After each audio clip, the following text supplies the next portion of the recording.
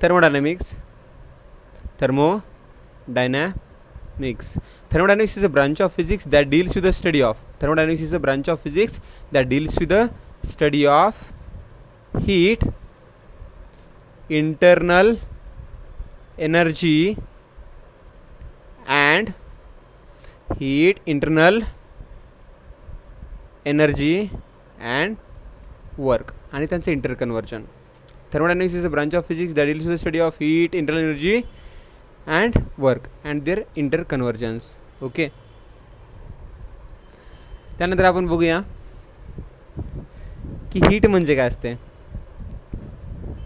Heat is mode of transfer of energy. Heat is mode of transfer of energy due to temperature difference. बघा, बॉडीचं temperature T1 आहे आणि बाहेरचं temperature T2 आहे. तर temperature डिफरन्समुळे जी energy बॉडीत जाते किंवा बाहेर निघते, टेम्परेचर डिफरन्समुळे जी एनर्जी बॉडीमध्ये जाते किंवा बाहेर निघते त्या एनर्जीला म्हणतात हीट. तर मॅटरच्या मधल्या मॉलिक्यूलच्या कायनेटिक एनर्जी आणि पोटॅन्शियल एनर्जीच्या समला इंटरनल एनर्जी म्हणतात. Total kinetic energy and potential energy of molecules of matter is called as internal energy. Total kinetic energy and potential energy of molecules of matter is called as internal energy. तर work काय असते. जर आपण pressure देऊन volume change केलं, एखाद्या सिस्टमचं pressure देऊन volume change केलं, force per unit area pressure, जर एखाद्या सिस्टमचं प्रेशर देऊन व्हॉल्यूम चेंज केलं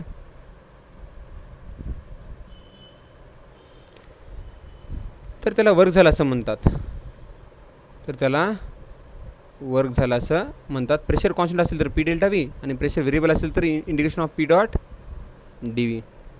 so thermodynamics is a branch of physics that deals with the study of heat, internal energy and work and their interconversions. त्यामध्ये heat is a mode of transfer of energy due to temperature difference. जर सिस्टमचं temperature जास्त असेल तर heat बाहेर निघते आणि जर सराउंडिंगचं टेम्परेचर जास्त असेल तर हीट सिस्टममध्ये जाते. सिस्टमच्या मॉलिक्यूलच्या कायनेटिक एनर्जी आणि पोटेन्शियल एनर्जीच्या टोटलला, ओके, सिस्टमच्या मॉलिक्यूलच्या कायनेटिक एनर्जी आणि पोटेन्शियल एनर्जीच्या टोटलला इंटरनल एनर्जी असं म्हणतात. तर प्रेशर देऊन व्हॉल्यूम चेंज करण्याला वर्क झाला असं म्हणतात. ओके, आता आपण बघूया थर्मोडायनामिक सिस्टम म्हणजे काय असते. थर्मोडायनॅमिक सिस्टम म्हणजे काय असते. थर्मोडायनामिक सिस्टम म्हणजे group of particles having known value of pressure, volume and temperature. पार्टिकलचा असा group of particles having known value of pressure, volume and temperature. Group of particles having known values of pressure, volume and temperature. Group of particles having known value of pressure, volume and temperature is called as thermodynamic system. पार्टिकलचा असा group जसं आपल्याला pressure, volume आणि temperature माहीत असते त्याला काय म्हणतात thermodynamic system. Okay, पार्टिकलचा असा ग्रुप जसं प्रेशर, व्हॉल्यूम आणि टेम्परेचर आपल्याला माहीत असते त्याला काय म्हणतात थर्मोडायनामिक सिस्टम. केमिस्ट्रीमधला पॉईंट ऑफ व्ह्यूनं पाहायचं असेल तर थर्मोडायनामिक सिस्टमचे 3 प्रकार: ओपन सिस्टम, क्लोज सिस्टम आणि आयसोलेटेड सिस्टम. ओपन सिस्टम म्हणजे मॅटर आणि एनर्जी दोन्ही एक्सचेंज होऊ शकतात. क्लोज सिस्टम म्हणजे फक्त आणि फक्त एनर्जी एक्सचेंज होऊ शकते. आयसोलेटेड सिस्टम म्हणजे एनर्जी आणि मॅटर दोन्ही एक्सचेंज होऊ शकत नाहीत. आता आपल्याला पाहायचं थर्मोडायनामिक सिस्टम पाहिल्यानंतर थर्मोडायनामिक सिस्टम सोडून बाहेरचं जे काही सगळं आहे त्याला म्हणतात thermodynamic surrounding. Everything else thermodynamic system is called as thermodynamic surrounding. Thermodynamic surrounding. Thermodynamic surrounding म्हणजे thermodynamic system सोडून बाकीचं सगळं. Everything else thermodynamic system. Thermodynamic system सोडून बाकीचं सगळं म्हणजे काय असते थर्मोडायनामिक थर्मोडायनॅमिक सिस्टम सोडून बाकीचं सगळं म्हणजे काय असते, थर्मोडायनॅमिक सराउंडिंग असते. ओके, फॉर एक्झाम्पल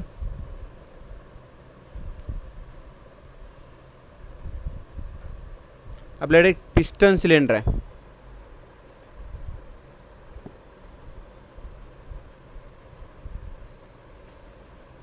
आपल्याकडे एक पिस्टन सिलेंडर आहे.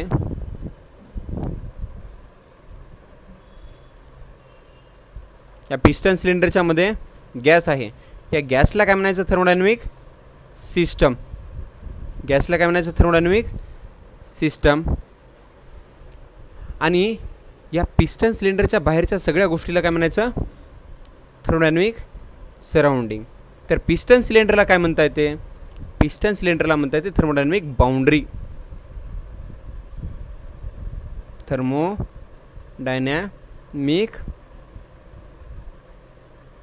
बाउंड्री काय म्हणता येते, थर्मोडायनॅमिक बाउंड्री.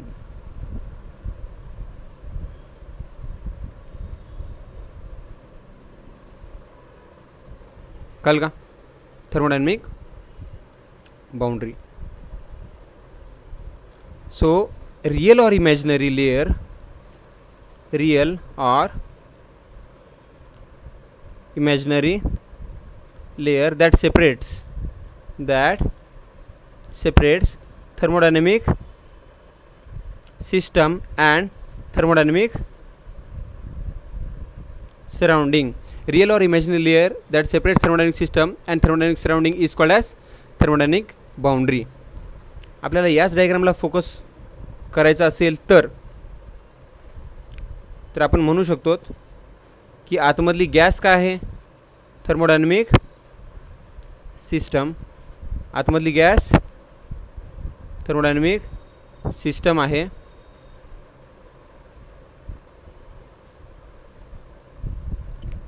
हे जे पिस्टन आणि सिलेंडर आहे, पिस्टन आणि सिलेंडर आहे ते थर्मोडायनॅमिक बाउंड्री आहे.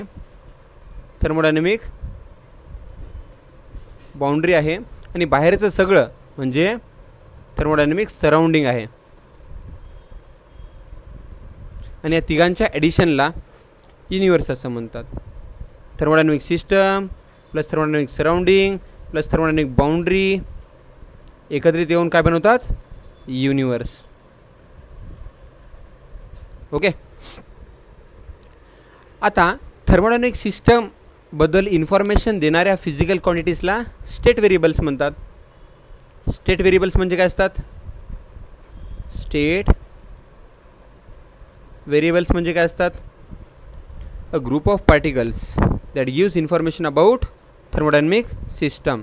थर्मोडायनॅमिक सिस्टमबद्दल इन्फॉर्मेशन देणाऱ्या फिजिकल क्वांटिटीजला, थर्मोडायनॅमिक सिस्टमबद्दल इन्फॉर्मेशन देणाऱ्या फिजिकल क्वांटिटीजला स्टेट व्हेरिएबल्स असं म्हणतात. फॉर एक्झाम्पल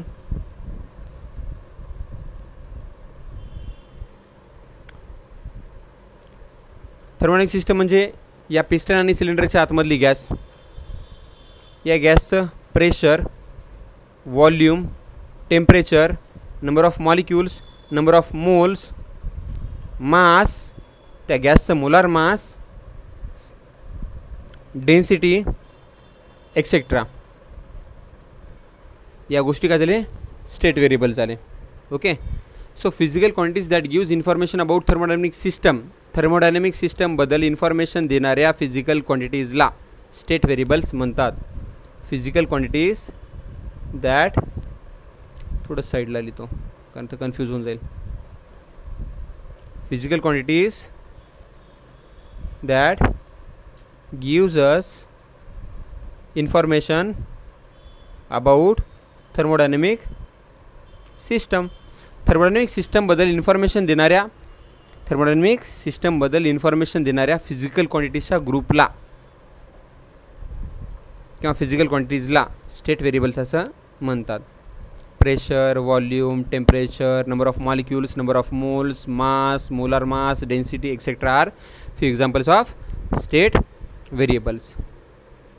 स्टेट व्हेरिएबल्सचे दोन टाईप्स आहेत, इंटेन्सिव्ह आणि एक्सटेन्सिव्ह.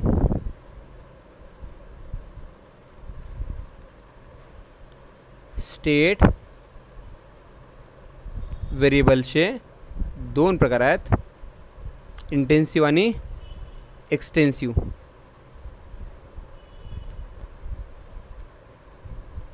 इंटेन्सिव्ह स्टेट व्हेरिएबल्स आणि extensive state variables. Intensive state variables म्हणजे असे स्टेट व्हेरिएबल्स जे थर्मोडायनामिक सिस्टमच्या साईजवर डिपेंड नसतात. थर्मोडायनामिक सिस्टमच्या साईजवर डिपेंड नसलेल्या, थर्मोडायनामिक सिस्टमच्या साईजवर डिपेंड नसलेल्या स्टेट व्हेरिएबल्सला काय म्हणायचं? इंटेन्सिव्ह. फॉर एक्झाम्पल, जर आपण या थर्मोडायनामिक सिस्टमला हाफ केलं तर कोणत्या फिजिकल क्वांटिटीज चेंज होतात आणि कोणत्या फिजिकल क्वांटिटीज चेंज होत नाहीत. दोन्ही साईडला प्रेशर पीच असते, पण व्हॉल्यूम हाफ होते. दोन्ही साईडचं टेम्परेचर टीच असते, पण नंबर ऑफ मॉलिक्युल्स हाफ होतात. दोन्ही साईडचं मोलार मास सेमच असते, पण मास आणि नंबर ऑफ मोल्स हाफ होते. दोन्ही साईडची डेन्सिटी सेमच असते. सो आपण थर्मोडायनामिक सिस्टमला जरी हाफ केलं तरी दोन्ही साईडचं प्रेशर, टेम्परेचर, मोलार मास आणि डेन्सिटी कशी असते? सेम. पण व्हॉल्यूम हाफ होते, नंबर ऑफ मॉलिक्युल्स हाफ होतात, मास हाफ होते आणि नंबर ऑफ मोल्स हाफ होतात. सो अशा प्रकारे स्टेट व्हेरिएबल्सचे दोन टाईप्स, इंटेन्सिव्ह आणि एक्सटेन्सिव्ह. स्टेट व्हेरिएबल जे साईजवर डिपेंड असतात ते एक्सटेन्सिव्ह, साईजवर डिपेंड नसतात ते इंटेन्सिव्ह. स्टेट व्हेरिएबल झाल्यानंतर thermodynamic process. Thermodynamic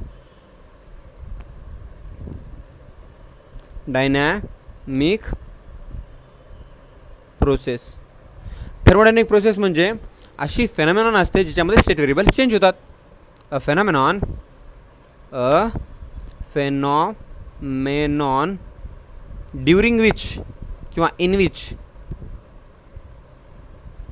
STAT state variables. ॲक्च्युअलमध्ये 2 or more शब्द होता, 2 or more state variable changes, पण सोडून द्या. A phenomenon in which 2 or more state variables changes.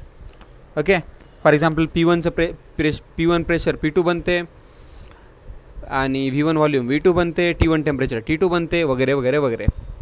तर अशी कोणती प्रोसेस ज्याच्यामध्ये pressure, volume, temperature etcetera state variables change होतात?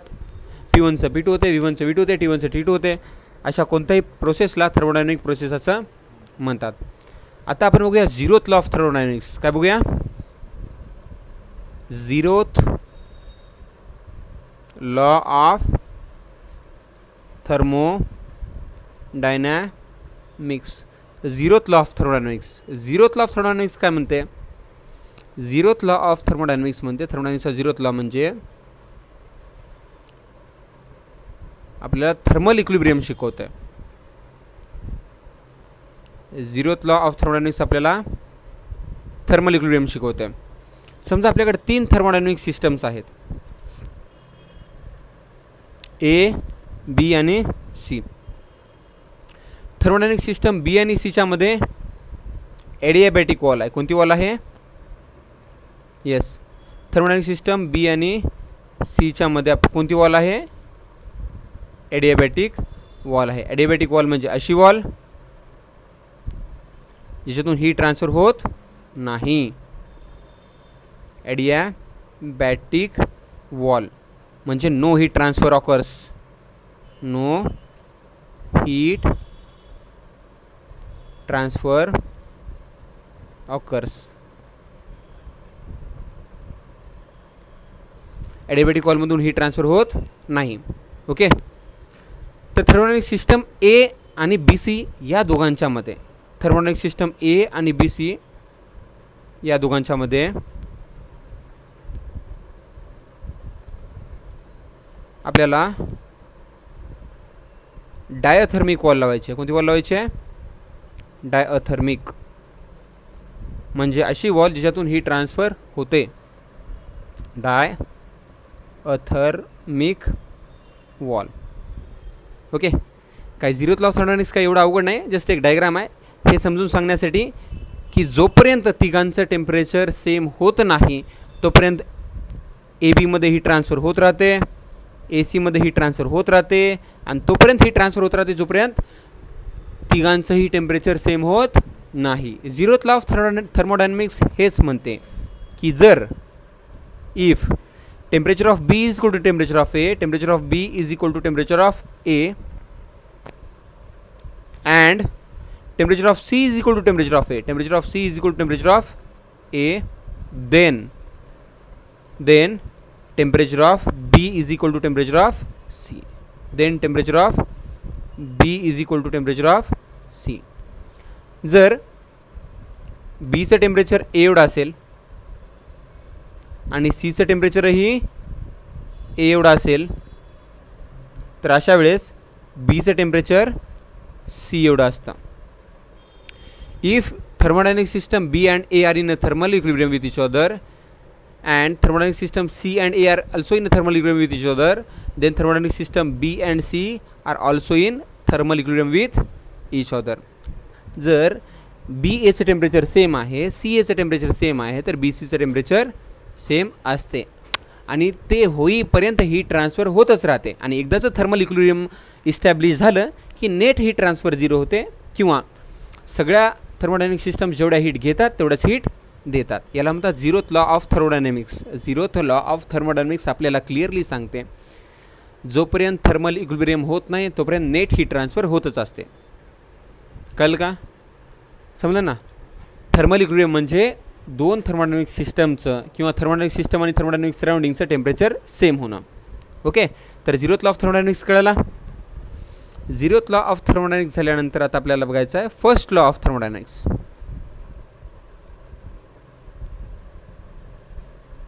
First law of thermodynamics. First law of thermodynamics, थर्मोडायनामिक्सचा पहिला नियम बघा, सिंपल आहे. फॉर एक्झाम्पल आपण एखाद्या तव्यावर एखादी चपाती लाटून टाकली तर काय होते?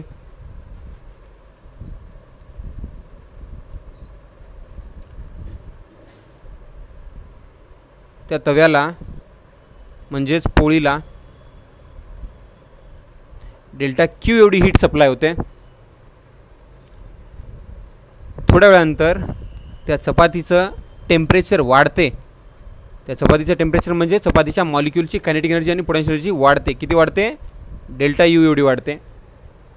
आणि काही वेळानंतर ती चपाती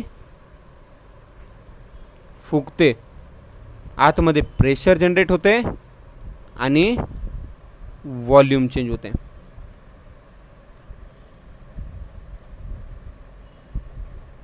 कळलं का? आतमध्ये प्रेशर जनरेट होते आणि वॉल्यूम चेंज होते. पी डेल्टा व्ही म्हणजेच थोडक्यात वर्क होते. काय होते? वर्क होते. तर फर्स्ट लॉ ऑफ थर्मोडायनामिक्स म्हणजे असा लॉ असतो जो रिलेशन देतो दिलेली हीट, चेंज झालेली इंटरनल एनर्जी आणि झालेलं वर्क यांच्यामधला. So first law of thermodynamics is a law that gives relation between heat, internal energy and work. जसं आपण पाहिलं तसं आपल्याला डायरेक्टली सांगता येते की डेल्टा क्यू एवढी दिलेली हीट डेल्टा यू एवढं गरम करते आणि डेल्टा डब्ल्यू एवढं वर्क करते. Okay, so this is first law of thermodynamics. Delta U plus delta W is equal to delta Q. तर नेहमी लक्षात ठेवा, first law of thermodynamics is the law of thermodynamics that gives relation between heat, internal energy and work. Thermal properties of मॅटरमध्ये आपण already पाहिलेलं आहे. हीटचे फॉर्म्युले delta Q is equal to heat capacity into change in temperature. Delta Q is equal to mass into specific heat capacity into change in temperature. Delta Q is equal to number of moles into molar specific heat capacity into change in temperature for gas at constant pressure. For gas at constant pressure delta Q is equal to n Cp delta T. म्हणजे constant प्रेशरला ही जी heat आहे ते heat त्या चपातीला गरमसुद्धा करते आणि फुगवते सुद्धा.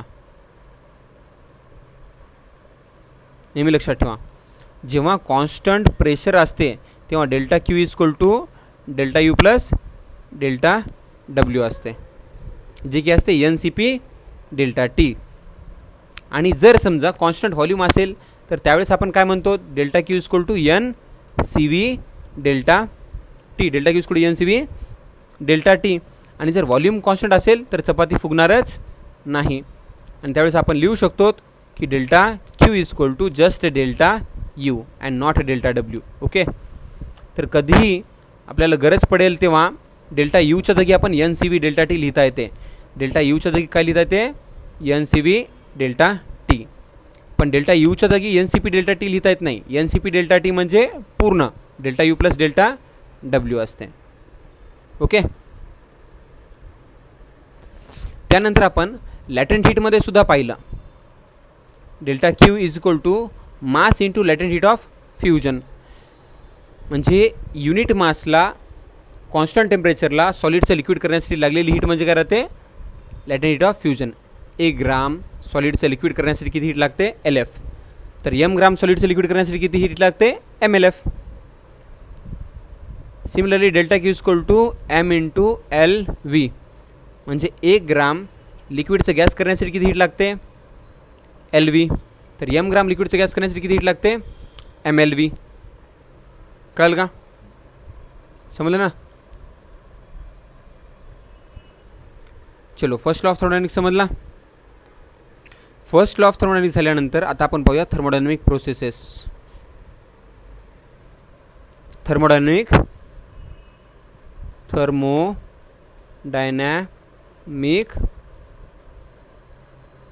Processes.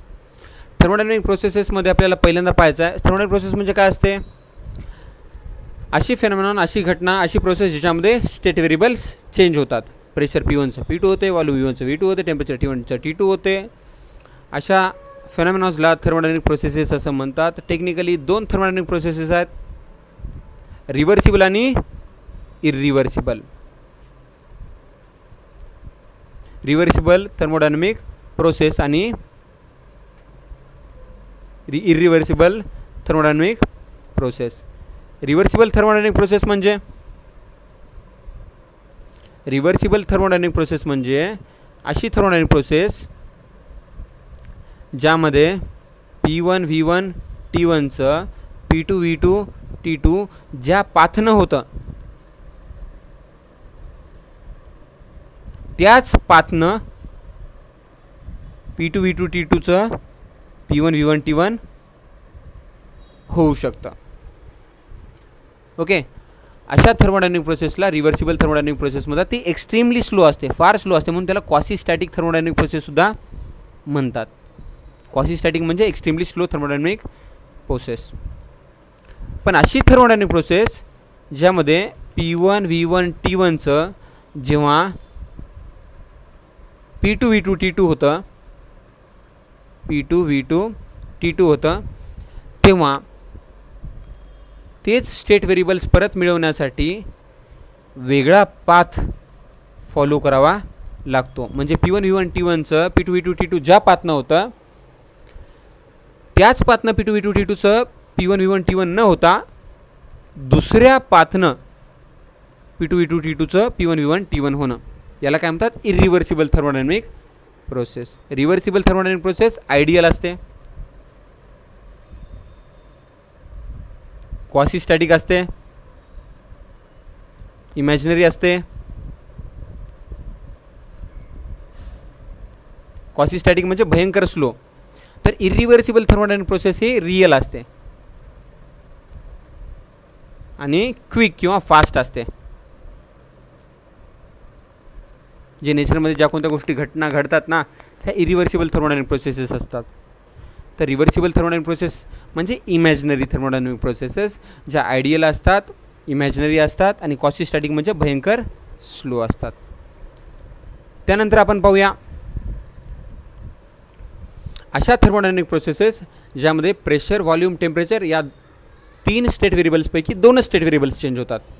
Okay, त्यामध्ये पहिली थर्मोडायनॅमिक प्रोसेस आहे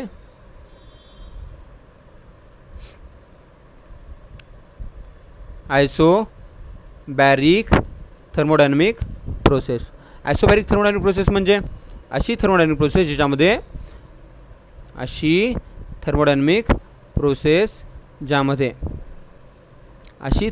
ज्यामध्ये प्रेशर, थर्मोडायनॅमिक सिस्टमचं प्रेशर कॉन्स्टंट राहते. A thermodynamic process in which pressure of thermodynamic system remains constant.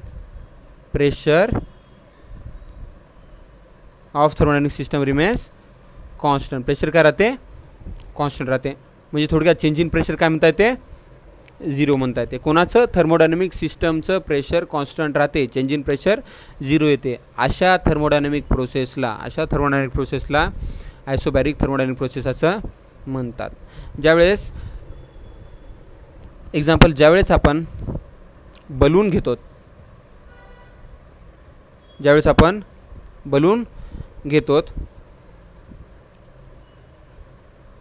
त्यावेळेस जर आपण टेम्परेचर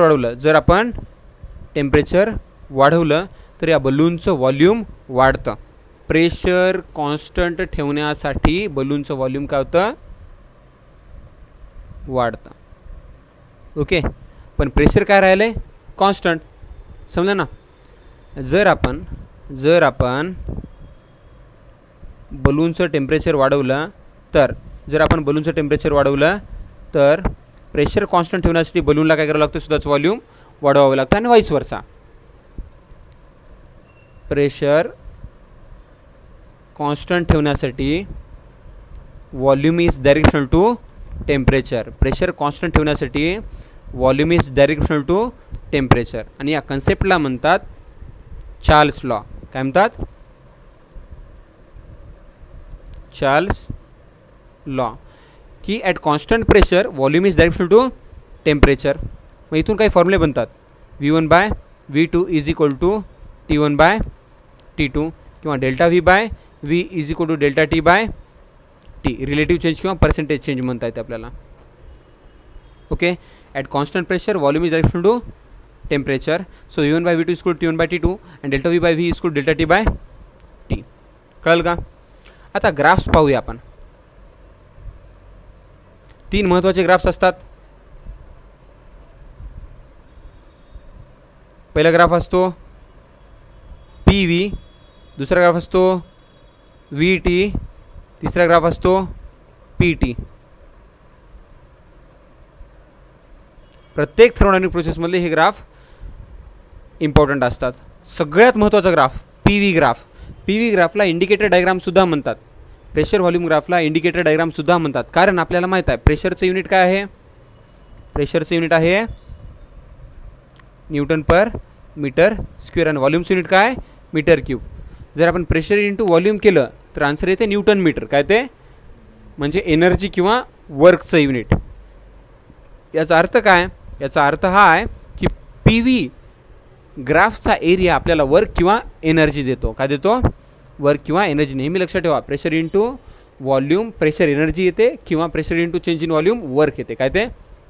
वर्क येते. प्रेशरचं unit newton per metre square, व्हॉल्यूमचं युनिट मीटर क्यूब. दोघांचं मल्टिप्लिकेशन केलं तर न्यूटन मीटर येते, जे वर्कचं युनिट आहे. म्हणून PV डायग्रामला इंडिकेटर डायग्राम असं म्हणतात. कारण आपल्याला थर्मोडायनॅमिक प्रोसेसमध्ये झालेलं वर्क या PV डायग्रामवरून कळते. आता जर प्रेशरच कॉन्स्टंट असेल तर PV डायग्राम एक स्ट्रेट लाईन येते. काय ते? Straight line. PV झाल्यानंतर VT व्हॉल्यूम टेम्परेचर. ओके, आपल्याला आयडियल गॅस इक्वेशन माहिती आहे. PV is equal to nRT. PV is equal to nRT. जर आपण V/T बनवलं, टी बनवलं, व्ही बाय टी काय होते, N R by P. V by टीचा अर्थ असतो व्ही टी ग्राफचा स्लोप. व्ही टी ग्राफचा स्लोप. स्लोप म्हणजे टॅन थिटा. जर टॅन थिटा वाढला तर प्रेशर काय होते, कमी होते. कळलं ना. टॅन थिटा वाढला तर प्रेशर कमी होते, टॅन थिटा कमी झालं तर प्रेशर वाढते. पण आपल्याला माहिती आहे थर्मोडायनामिक प्रोसेस कोणती आहे, आयसोबारिक थर्मोडायनामिक प्रोसेस आहे. आयसोबारिक थर्मोडायनामिक प्रोसेसमध्ये काय राहते, प्रेशर कॉन्स्टंट राहते. प्रेशर कॉन्स्टंट राहते याचा अर्थ व्ही टी ग्राफचा स्लोप काय राहतो, कॉन्स्टंट. नेहमी लक्षात ठेवा आयसोबारिक थर्मोडायनामिक प्रोसेसमध्ये व्ही टी ग्राफची जी लाईन येणार आहे ना ती स्ट्रेटच राहणार आहे. ओके. व्ही टी ग्राफची जी लाईन राहणार आहे ती कशी राहणार आहे, स्ट्रेट लाईन राहणार आहे. बिकॉज टॅन थिटा म्हणजे स्लोप चेंज होणार नाही. व्ही टी ग्राफचा स्लोप काय येतो, प्रेशर येतो ना, रेसिप्रोकल ऑफ प्रेशर येतो. व्ही टी ग्राफचा स्लोप रेसिप्रोकल ऑफ प्रेशर येतो. ओके. सपोज व्ही टी ग्राफमध्ये दोन लाईन्स दिलेल्या आहेत. ही एक लाईन दिलेली आहे θ1 एवढ्या अँगलवर आणि दुसरी लाईन दिलेली आहे θ2 एवढ्या अँगलवर. आणि आपल्याला विचारलं आहे कोणाचं प्रेशर जास्त आहे, P1 की P2. तर कन्सेप्ट सोपी आहे. दोन्ही लाईन्स स्ट्रेट आहेत, दोघांचाही टॅन थिटा चेंज होत नाही आहे, याचा अर्थ दोघांचंही प्रेशर कसं आहे, कॉन्स्टंट आहे. याचा अर्थ दोन्ही आयसोबारिक थर्मोडायनामिक प्रोसेसला बिलॉंग करतात. पण प्रेशर जास्त कोणाचं आहे, दोघांचंही कॉन्स्टंट आहे पण कॉन्स्टंटपैकी जास्त कोणाचं आहे, जास्त प्रेशर त्याचं राहते, जास्त प्रेशर त्याचं राहते ज्याचं टॅन थिटा कमी राहते. म्हणजे P1 is greater than P2. कळलं का. तिसरा ग्राफ येतो PV झालं, VT झालं, PT. तिसरा ग्राफ काय येतो, PT. PT ग्राफसुद्धा एक स्ट्रेट लाईन येतो perpendicular to pressure axis because pressure is constant. Because pressure is constant. This is also because pressure is constant. आता आपल्याला काढायचं आहे वर्क. आयसोबारिक थर्मोडायनामिक प्रोसेसमधलं वर्क. आयसोबारिक थर्मोडायनामिक प्रोसेसमधलं वर्क म्हणजे PV ग्राफचा एरिया. PV ग्राफचा एरिया. PV ग्राफच्या एरियाला काय म्हणतात, वर्क. काय म्हणतात, वर्क. लक्षात ठेवा जर आपण पॉईंट 1 पासून पॉईंट 2 कडे चालल्या तर त्याला म्हणतात एक्सपान्शन व्हायला. काय व्हायला, व्हॉल्यूम वाढेल ना. बघा व्हॉल्यूमची ॲक्सिस बघा खाली, व्हॉल्यूम काय व्हायला आहे, वाढायला आहे. जेव्हा आपण पॉईंट 1 कडून पॉईंट 2 कडे जातो तेव्हा थर्मोडायनामिक सिस्टमचं व्हॉल्यूम काय होते, वाढते. आणि जेव्हा आपण पॉईंट 2 कडून 1 कडे येतो त्यावेळेस थर्मोडायनामिक सिस्टमचं व्हॉल्यूम कमी होते. ज्यावेळेस थर्मोडायनामिक सिस्टमचं व्हॉल्यूम वाढते वर्क डन इज पॉझिटिव्ह. ज्यावेळेस थर्मोडायनामिक सिस्टमचं व्हॉल्यूम कमी होते वर्क डन इज निगेटिव्ह. केमिस्ट्रीमधले साइन कन्व्हेन्शन्स वेगळे आहेत, फिजिक्समधले साइन कन्व्हेन्शन्स वेगळे आहेत. जेव्हा थर्मोडायनामिक सिस्टमचं व्हॉल्यूम वाढते तेव्हा V2 - V1 पॉझिटिव्ह आणि वर्क डन पॉझिटिव्ह. आणि जेव्हा थर्मोडायनामिक सिस्टमचं व्हॉल्यूम कमी होते तेव्हा V2 - V1 निगेटिव्ह तर वर्क डन निगेटिव्ह. आणि ज्यावेळेस व्हॉल्यूम कॉन्स्टंट राहते त्यावेळेस V2 - V1 0 वर्क डन 0. इथं काय व्हायला, जेव्हा आपण पॉईंट 1 पासून पॉईंट 2 कडे चाललोत, जेव्हा पॉईंट 1 पासून पॉईंट 2 कडे चाललो त्यावेळेस व्हॉल्यूम वाढायला तर वर्क डन इज पॉझिटिव्ह. पण वर्क डन आहे किती, हा एरिया काढायचा. वर्क डनसाठी हा एवढा एरिया काढायचा. Because area is equal to work done. तर एरिया कसं काढायचा, लेंथ इंटू विड्थ. लेंथ किती आहे, P एवढी. लेंथ किती आहे, P एवढी. आणि विड्थ किती आहे, V2 - V1 डेल्टा V. तर वर्क डन किती येणार आहे, delta W work done is equal to area of PV graph. Area of PV म्हणजे इंडिकेटर डायग्राम. PV ग्राफचा एरिया ते काय राहणार आहे, delta W is equal to P delta V किंवा delta W is equal to P into V2 - V1. Integration घ्यायची गरज नाही कारण प्रेशर कॉन्स्टंट आहे. इंटिग्रेशन घ्यायची गरज नाही. ओके.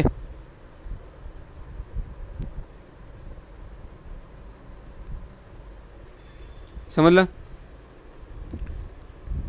जर आपल्याला वर्क मिळालं असेल आयसोबारिक थर्मोडायनामिक प्रोसेसमधलं तर फर्स्ट लॉ काय म्हणतो, फर्स्ट लॉ ऑफ थर्मोडायनामिक्स काय म्हणतो, आयसोबारिक थर्मोडायनामिक प्रोसेसमध्ये फर्स्ट लॉ कसा यूज करता येतो, first law of thermodynamics, first law of thermodynamics in isobaric thermodynamic process. दिलेली हीट पहिले काय करते, गरम करते, काय करते, गरम करते, नंतर काय करते, वर्क करते, काय करते, वर्क करते. डेल्टा क्यू एवढी हीट दिली तर डेल्टा यू एवढी चपाती गरम होते आणि डेल्टा डब्ल्यू एवढी ती फुगते. आपल्याला नेहमी लक्षात ठेवायचं आहे की या डेल्टा यूच्या जागी N C V delta T लिहिता येते. या डेल्टा डब्ल्यूच्या जागी आत्ताच आपण पाहिलं आयसोबारिक थर्मोडायनामिक प्रोसेससाठी, आयसोबारिक थर्मोडायनामिक प्रोसेससाठी पी डेल्टा व्ही लिहिता येते आणि या डेल्टा क्यूच्या जागी N C P delta T लिहिता येते किंवा एम एस डेल्टा टी लिहिता येते. थोडे जास्त फेमस आहेत, बाकी काही नाही. काही लिहिता येते तसं वर दिले हीटचे फॉर्म्युले सगळे, पण हे थोडेसे जास्त फेमस आहेत. ओके. नाऊ आपण अशी थर्मोडायनामिक प्रोसेस बघितली ज्यामध्ये, आपण अशी थर्मोडायनामिक प्रोसेस बघितली ज्यामध्ये प्रेशर कॉन्स्टंट राहते. प्रेशर काय राहते, constant. A thermodynamic process in which pressure of a thermodynamic system remains constant is called as isobaric thermodynamic process. अशी थर्मोडायनामिक प्रोसेस ज्यामध्ये प्रेशर कॉन्स्टंट राहते, अशी थर्मोडायनामिक प्रोसेस ज्यामध्ये प्रेशर कॉन्स्टंट राहते त्याला काय म्हणायचं, आयसोबारिक थर्मोडायनामिक प्रोसेस. आता आपण अशी थर्मोडायनामिक प्रोसेस बघूया ज्यामध्ये व्हॉल्यूम कॉन्स्टंट राहते. काय कॉन्स्टंट राहते, व्हॉल्यूम कॉन्स्टंट राहते. Okay. A thermodynamic process in which volume of a thermodynamic system remains constant is called as isochoric thermodynamic process.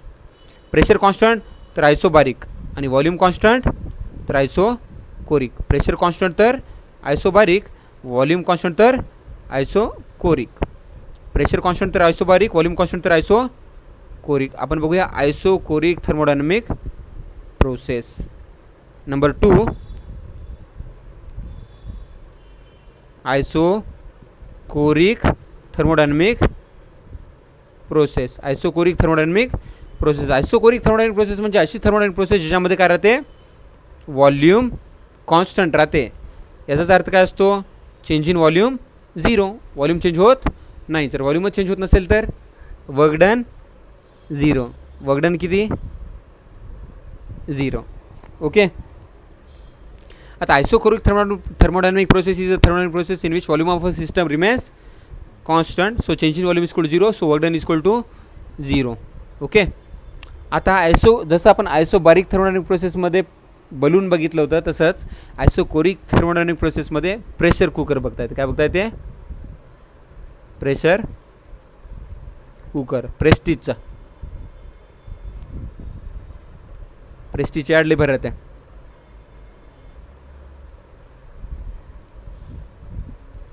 Okay.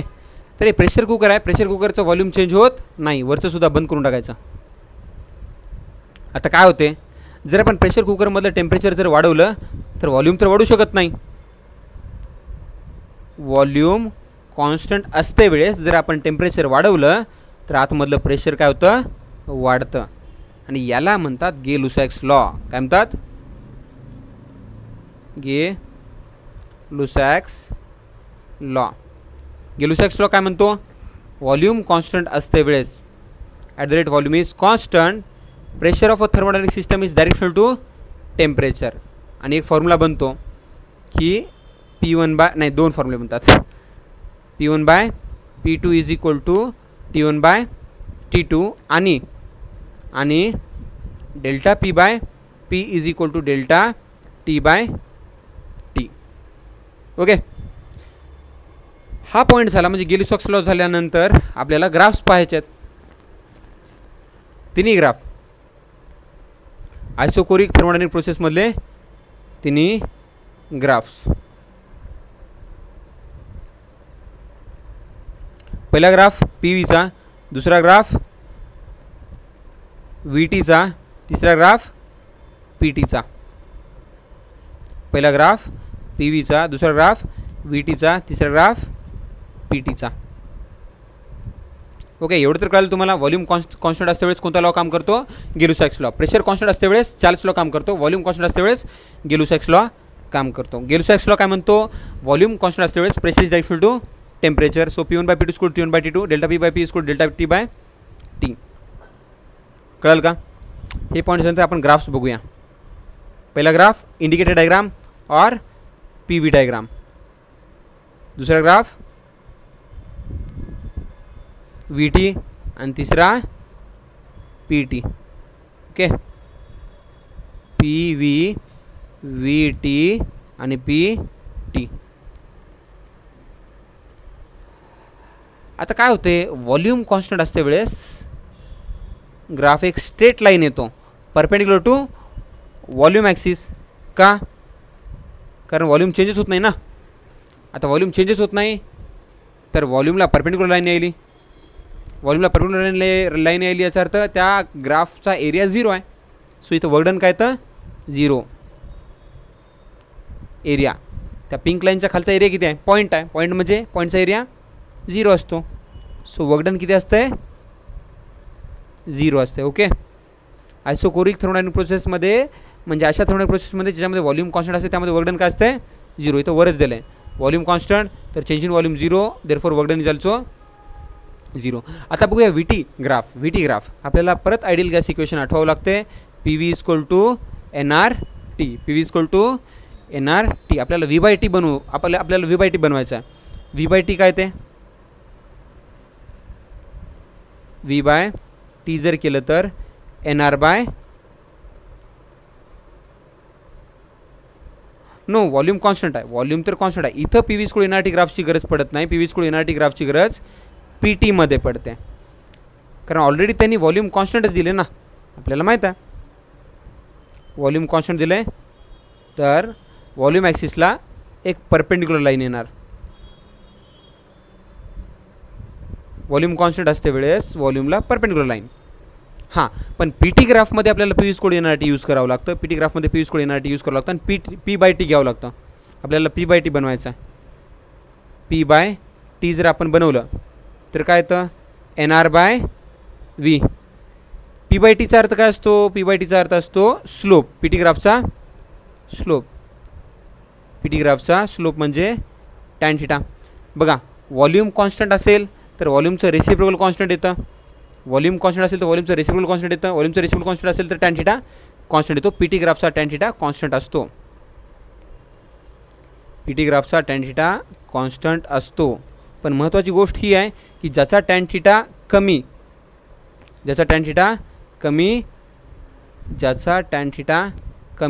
त्याचं व्हॉल्यूम जास्त. आपल्याला 2 लाईन्स दिलेल्या असतील, एक θ1 वाली आणि एक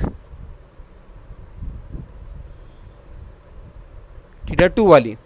ओके, आणि विचारतात कोणाचं व्हॉल्यूम जास्त आहे. व्हॉल्यूम तर कॉन्स्टंटच आहे, कारण स्लोप कॉन्स्टंट तर टॅन थिटा कॉन्स्टंट, तर 1/v कॉन्स्टंट तर v कॉन्स्टंट. दोन्ही लाईन्सचा स्लोप कॉन्स्टंट आहे म्हणजे टॅन थिटा कॉन्स्टंट आहे म्हणजे व्हॉल्यूम कॉन्स्टंट आहेच. पण कोणाचं व्हॉल्यूम जास्त आहे? ज्याचा टॅन थिटा कमी त्याचं व्हॉल्यूम जास्त. हे V2 आणि हे V1. व्हॉल्यूम कोणाचं जास्त असते? ज्याचं टॅन थिटा कमी. V1चं व्हॉल्यूम जास्त येते.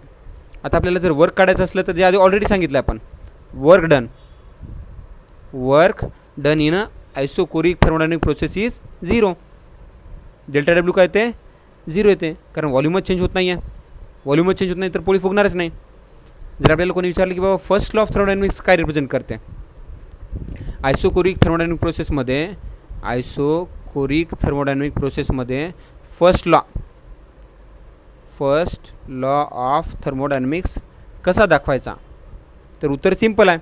आयसोकोरिक थर्मोडायनामिक प्रोसेसमध्ये फर्स्ट लॉ ऑफ थर्मोडायनामिक्स कसं दाखवतात? डेल्टा Q एवढी हीट दिल्यानंतर डेल्टा U एवढं गरम होते पण पोळी फुगतच नाही.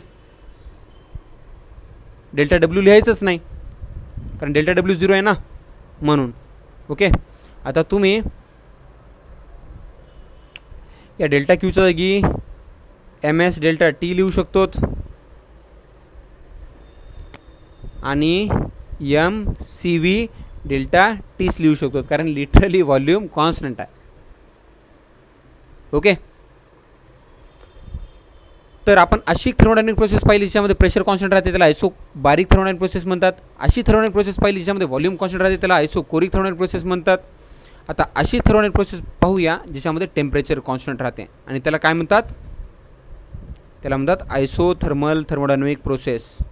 व्हॉल्यूम कॉन्स्टंट राहत असेल, प्रेशर कॉन्स्टंट राहत असेल तर आयसोबारिक, व्हॉल्यूम कॉन्स्टंट राहत असेल तर आयसोकोरिक आणि टेम्परेचर कॉन्स्टंट राहत असेल तर आयसोथर्मल थर्मोडायनामिक प्रोसेस. तर आता आपल्याला काय पाहायचं आहे, isothermal thermodynamic process. Thermodynamic process number 3 isothermal thermodynamic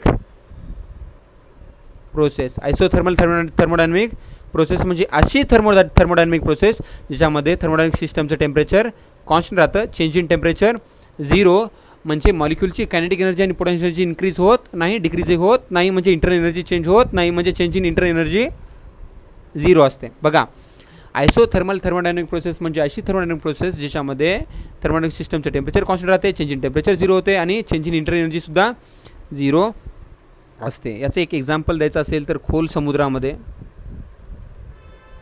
okay, खोल समुद्रामध्ये एक चेंडू घेऊन जायचा.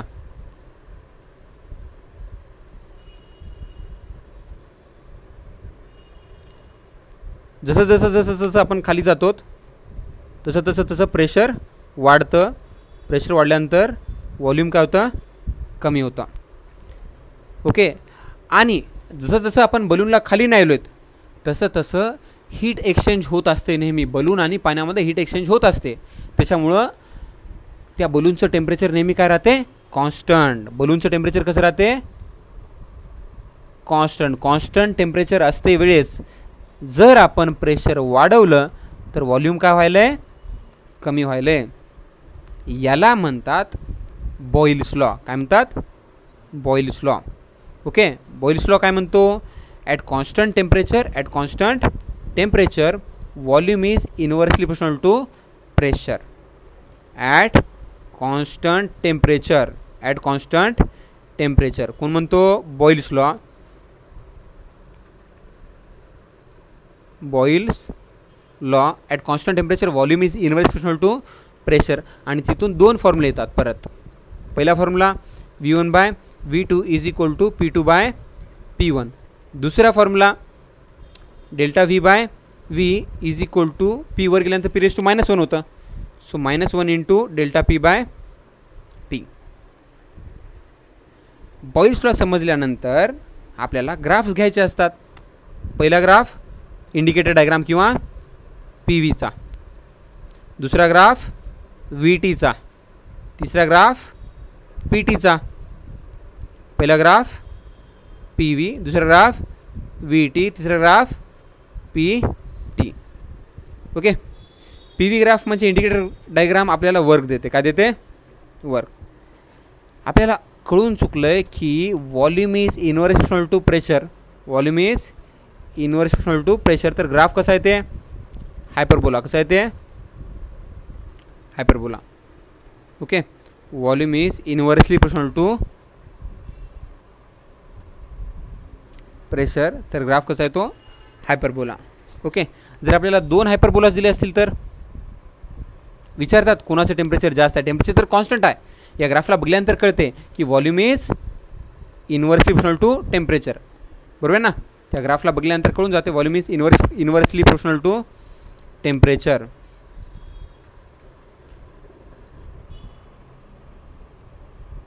Volume is inversely proportional to pressure. Volume is inversely proportional to pressure. Sorry, volume is inversely proportional to pressure. आपल्याला हे पाहायचं आहे की टेम्परेचर कोणाचं जास्त आहे, T1 जास्त आहे का T2 जास्त आहे. ऑब्वियसली कॉमन सेन्स आहे.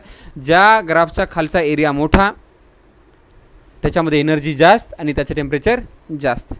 किंवा ते जर समजत नसलं तर सरळ PV is equal to NRT use करायचं. PV म्हणजे एरिया.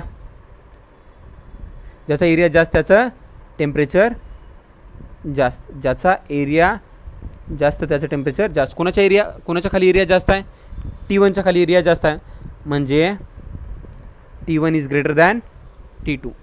कळलं का? परत एकदा असं म्हणतो आयसोथर्मल थर्मोडायनॅमिक प्रोसेसमध्ये volume is inverse proportional to pressure राहते. Volume is inversely proportional to pressure राहते. म्हणून PV ग्राफ किंवा इंडिकेटर डायग्राम एक हायपरबोला येते. ज्या हायपरबोलाच्या खालचा एरिया जास्त त्याचं टेम्परेचर जास्त. टेम्परेचर तर कॉन्स्टंट राहणारच आहे, पण कोणाचं टेम्परेचर जास्त? त्या हायपरबोलाच्या खालचं, ज्या हायपरबोलाच्या खालचा एरिया जास्त त्याचं टेम्परेचर जास्त. जसं T1चं टेम्परेचर जास्त आहे T2 पेक्षा. 9 जर आपल्याला कोणी VTचा ग्राफ विचारला तर टेम्परेचर इज कॉन्स्टंट, तर स्ट्रेट लाईन येते. PTचा ग्राफ विचारला तर टेम्परेचर कॉन्स्टंट, स्ट्रेट ग्राफ येते. Because temperature is constant, because temperature is constant. तुम्हाला हे ग्राफ्स बघून ओळखता आलं पाहिजे की थर्मोडायनॅमिक प्रोसेस कोणती आहे. हे झाल्यानंतर आपल्याला वर्क काढायला सांगतात.